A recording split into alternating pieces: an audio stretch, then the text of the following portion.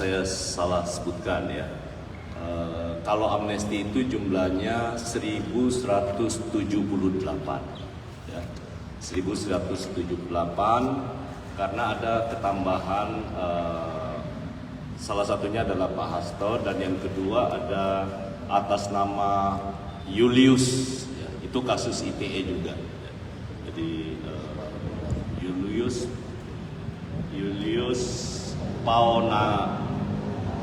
Paunganan ya, Julius Paunganan itu kasus ITE juga, jadi yang terkait dengan penghinaan pada kepala negara. Dan sekali lagi saya mohon maaf karena tadi kami baru menerima Kepres dan harus mengantarkan kepada, tadi saya bersama-sama dengan Menteri IMIPAS di Istana, pihak Mensesnek menyerahkan Kepresnya dan kami harus sekalian mengantar tadi Pak Dirjen Nahu yang mengantar Kepres ke KPK, saya ke Kejaksaan Agung dan alhamdulillah juga sudah diterima oleh Menteri IMIPAS terkait dengan ini. Nah, oleh karena itu teman-teman sekalian, saya ingin menyampaikan yang pertama bahwa ide tentang amnesti dan abolisi itu dari awal, tapi sama sekali tidak pernah membicarakan tentang orang. Dari awal Bapak Presiden memang menginginkan, karena beliau selalu berpikir tentang keutuhan NKRI. Jadi beliau selalu menekankan tentang keutuhan dan kita harus betul-betul bersatu padu untuk membangun bangsa ini. Karena itu dari dulu Bapak Presiden selalu menginginkan rekonsiliasi. Itu dari hati beliau selalu begitu. Itulah yang kami terjemahkan di Kementerian Hukum dan akhirnya kita melakukan kerja bersama dengan seluruh kementerian terkait. Yang pertama, data terkait dengan amnesti sebagian besar itu berasal dari hampir 99%, datanya berasal dari Kementerian IMIPAS. Ada pengguna narkotika, kemudian ada makar tanpa senjata yang di Papua sebanyak 6 orang. Kemudian ada orang dalam gangguan jiwa 78 orang. Kemudian penderita paliatif 16 orang. Kemudian ada yang disabilitas dari sisi intelektual 1 orang. Kemudian usia yang lebih dari 70 tahun 55 orang. Kemudian tadi yang saya sebutkan Dr. Julius Paunganan 1 orang dan Pak Hasto Kristianto. Kemudian di luar itu juga ada penghinaan kepada kepala negara, ITE juga 3 orang.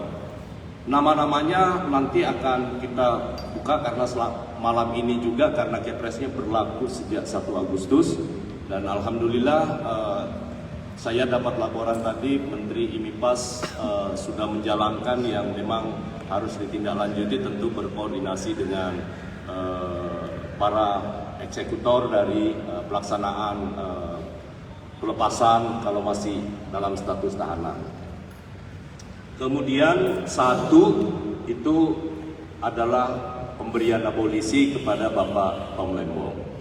Nah karena itu sekali lagi saya ingin menggarisbawahi bahwa khusus yang terkait dengan Pak Tom Lembong, kemudian Pak Hasto, sekali lagi ini bukan soal Presiden sama sekali tidak mencampuri urusan proses hukum. Tetapi Presiden punya pertimbangan bagaimana seluruh kekuatan politik itu bisa bersama-sama membangun republik ini dengan, apalagi sebentar lagi kita akan merayakan 80 tahun Indonesia Merdeka. 80 tahun Indonesia Merdeka, kita punya cita-cita untuk meraih Indonesia Emas tahun 2045 dengan tantangan global yang luar biasa, geopolitik dan lain sebagainya, maka dibutuhkan kebesaran hati dan kebersamaan. Nah karena itu sekali lagi itu yang paling membuat yang tentu ditunggu-tunggu oleh teman-teman media, apa yang menjadi alasan sesungguhnya dari pemberian amnesti, kemudian juga abolisi kepada salah satunya adalah kepada Tom Lembo. Saya rasa itu dari kami, terima kasih. Kalau ada pertanyaan, silakan. Silakan, rekan-rekan.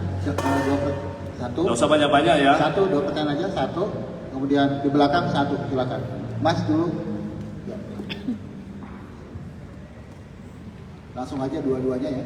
Ya, permisi Pak Menteri, saya Rizky dari Tempo. Pertanyaan sih, saya sih nggak terlalu paham ya soal mekanisme pemberian amnesti ini. Mungkin Bapak bisa menjelaskan. Kan setahu saya kasusnya Pak Hasto ini kan belum inkrah ya Pak, dari malam tadi gitu. Nah, dan KPK juga berusaha, masih ada waktu malam tadi itu ada rencana untuk mengajukan banding kasus itu. Nah, ini gimana pemerintah menjawab soal ini Pak, memberikan amnesti kepada kasus yang belum inkrah gitu. Nah, itu aja sih dulu Pak. Oh, satu lagi. Silakan. Tempo juga. Kompas namanya saya. Perkenalkan, saya Dian dari Koran Tempo. Pak Supratman, banyak pakar hukum yang menyoroti pemberian amnesti dan abolisi ini karena ini disebutkan sebagai akan menjadi presiden buruk, dikhawatirkan presiden buruk bagi penanganan korupsi karena penyelesaian kasus ini berdasarkan kepentingan politik. Menurut Bapak sendiri, apakah ini menjadi strategi salah satu upaya pemerintah untuk tadi satunya rekonsiliasi terutama saat dengan kubu 1 dan 3 saat Pilpres, dan bagaimana tanggapan Bapak soal apakah ini adalah upaya pemerintahan Prabowo untuk merangkul PDIP? Terima kasih. Saya tidak akan masuk ke substansi yang sifatnya politis ya, karena saya bicara dari sisi hukumnya.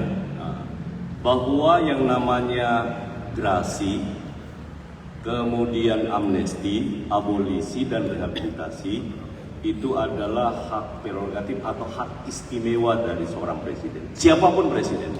Dan contoh pemberian amnesti itu hampir semua presiden pernah melakukannya, hampir, bahkan mungkin semua presiden pernah melakukan untuk kasus-kasus yang terkait dengan pemberian amnesti maupun abolisi. Bahwa ada kekhawatiran terkait dengan apa yang disampaikan tadi, tidak usah khawatir. Bahwa Bapak Presiden tidak akan pernah gentar untuk tindak pidana korupsi. Pemberantasan itu tetap akan dilanjutkan oleh semua aparat penegak hukum.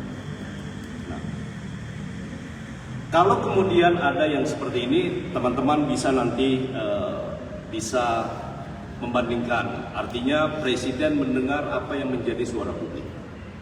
Itu intinya, ya.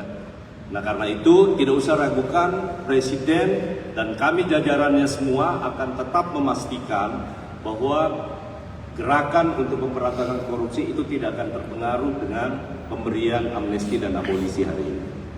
Jadi ini adalah sekali lagi pertimbangannya tadi rekonsiliasi, persatuan. Presiden ingin semua komponen bangsa berpartisipasi dan bersama-sama, karena Presiden merasa semua anak negeri, ayo kita bersama-sama untuk membangun, apalagi dengan seluruh elemen kekuatan politik. Ya. Kemudian yang kedua, bahwa apakah tepat amnesti diberikan kepada Pak Hasto, ya, karena belum inkrah. Intinya adalah baik amnesti maupun abolisi yang menghentikan proses penuntutan dan termasuk memberi pengampunan, tidak sama sekali ada aturannya bahwa putusannya itu harus inkrah, ya, nggak ada. Nah, karena itu saya ingin sampaikan kepada teman-teman itu soal penilaian presiden, ya, penilaian presiden. Cuman bedanya adalah kalau abolisi sebenarnya kedua-duanya itu mirip.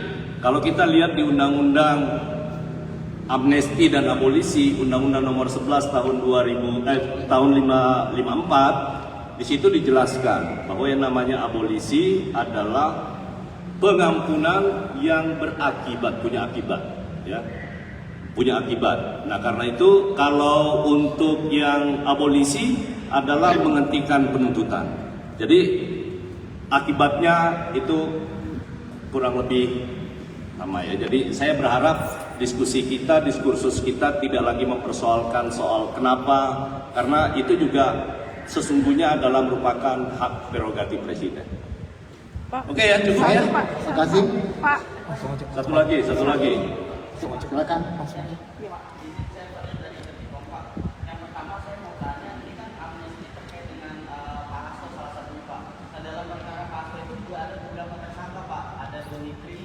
Salah satunya gitu. Nah, apakah amnesti ini juga diberikan kepada pihak-pihak tersangka yang masih dalam satu perkara Pak Hasto? Amnesti jelas menyebut nama orang. Jadi yang terkait dengan Pak Hasto yang diberikan adalah kepada Pak Hasto. Ya, oke ya, cukup Baik, ya. terima kasih Terima rekan-rekan kasih. semua. Selamat Dari- malam. Satu lagi. Dari Pak. 1.700 yang mendapat amnesti dan abolisi itu, apakah Mbak yang, ya saya Dian dari Harian Kompas Pak, untuk 1.700 yang mendapat 1.178 itu yang terkait kasus korupsi berarti hanya 2 itu ya Pak, Hasto dan Tom Lembong ya Pak? Ya. Ini kan untuk kasus korupsi sendiri kan memang biasanya itu melibatkan orang-orang yang punya pengaruh dan kuasa begitu Pak. Nanti kalau yang lainnya juga ikut-ikutan untuk ini bagaimana Pak? Kriterianya apa Pak supaya jelas? Saya sudah sampaikan tadi, kan sudah jelas pertimbangan konstitusional kita ya. Tentu Presiden dalam hal ini untuk kegiatan pemberantasan tindak pidana korupsi sekali lagi tidak akan menurunkan. Presiden sudah berkali-kali, bukan hanya setelah beliau menjadi presiden. Kami mendampingi beliau sudah sekian lama ya, dan itu tidak pernah berubah. Jadi untuk yang sekarang sekali lagi adalah ini bentuk presiden ingin ada rekonsiliasi nasional. Rekonsiliasi nasional ya. Terima kasih. Baik, terima kasih rekan-rekan.